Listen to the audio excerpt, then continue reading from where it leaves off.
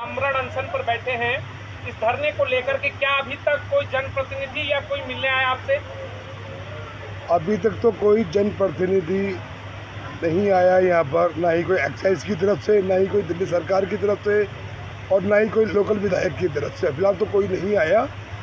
हम जरूर 2 दिन पहले आबकारी डिपार्टमेंट के डिप्टी कमिश्नर जितेंद्र अग्रवाल से आबकारी डिपार्टमेंट में जाके मिले हैं और हमारी उनसे काफ़ी लंबी चर्चा भी हुई थी।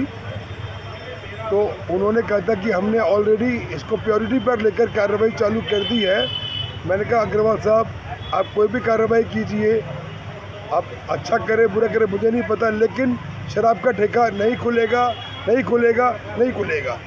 लगातार हफ्ते दिन से आपका प्रदर्शन चल रहा है। रिहायशी इलाके में जिस तरीके से दरवाजे पर दारू की दुकानें खोली जा रही हैं, दिल्ली जैसे राजधानी में अगर ऐसी चीज़ें होती तो उसको लेकर क्या कहना चाहेंगे आप? भाई बात खाली राजधानी की नहीं है, देश में कहीं पर भी अगर रिहायशी इलाके में शराब का ठेका खुलता है तो वो गलत है, क्योंकि उसका इफेक्ट सबसे पहले बच्चों पे पड़ता है, फिर देश की युवा पीढ़ी पड़ता है और फिर महिलाओं पे पड़ता है, जिसमें हमारी बहन बेटियां माँ सब आ जाती है। विजय शेखर जी, आप जिस तरीके की लड़ाई लड़ रहे हैं आबकारी नीति को लेकर के, दिल्ली के मुखिया इस समय तिहाड़ जेल में है, क्या लगता है कि मुख्यमंत्री अरविंद केजरीवाल इन तमाम मुद्दों के ऊपर गंभीर नहीं है, महिला सुरक्षा के ऊपर गंभीर नहीं है? भाई अरविंद केजरीवाल गंभीर दिल्ली के लिए थे कब?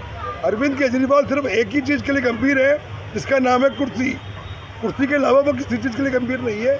वो बड़ी बड़ी बातें करते थे कि भाई दिल्ली के अंदर मैं महिला सुरक्षा दूंगा, दिल्ली को शराब मुक्त बनाऊंगा, नशा मुक्त बनाऊंगा। कहाँ है?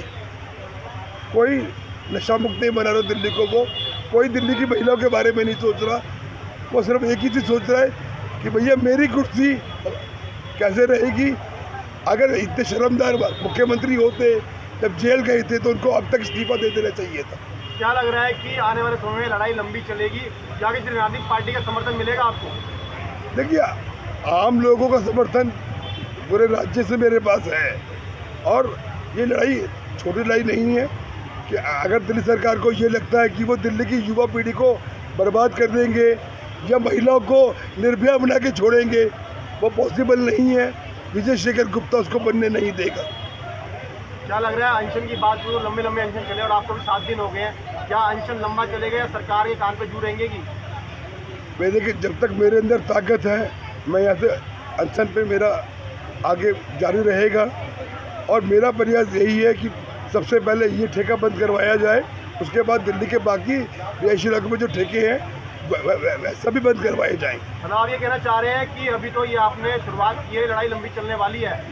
लड़ाई बिल्कुल ये बहुत लंबी चलेगी ये, क्योंकि जिस तरीके से दिल्ली सरकार और आबकारी विभाग जो नीति लेके आया कि हर गली मोहल्ले में शराब के ठेके खोले जा रहे हैं, तो वो अब दिल्ली राज्य की जनता इसको बर्दाश्त नहीं करेगी।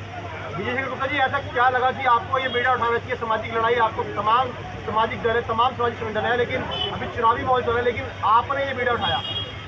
दिल्ली राज्य का एक एक परिवारजन मेरा परिवार है और अगर मेरा परिवार तकलीफ में है तो विजय शेखर गुप्ता अपने हर परिवारजन की लड़ाई में उनके साथ खड़ा है, कभी भी पीछे नहीं हटने वाला। क्या लगता है नीति को लेकर सर, जिस तरीके से बीजेपी दिल्ली भी अगर टीम की हम बात करते हैं तो लगातार वो लड़ाइयाँ लड़ते हैं, क्या आपको लग रहा है उनका समर्थन मिलेगा आप सबको? भाई मैं किसी राजनीतिक पार्टी के तौर पर यहाँ नहीं आया, मैं दिल्ली का अपने आप को असली बेटा कहता हूँ।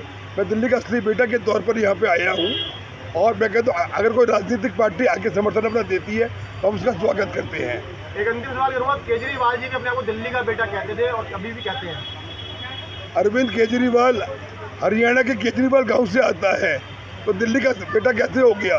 तो मैंने दिल्ली में जन्म लिया है, दिल्ली में पला बड़ा हूँ, मैं दिल्ली का असली बेटा हूँ, वो दिल्ली का नकली बेटा है, तो झूठा बेटा है जो दिल्ली की महिलाओं को और दिल्ली की युवा पीढ़ी को सिर्फ बर्बाद करने आया है, इसके अलावा कुछ करने नहीं आया वो। क्या लग रहा है 25 के चुनाव जो दिल्ली में आएंगे, क्या आप विरोध में उतरेंगे आम आदमी पार्टी के?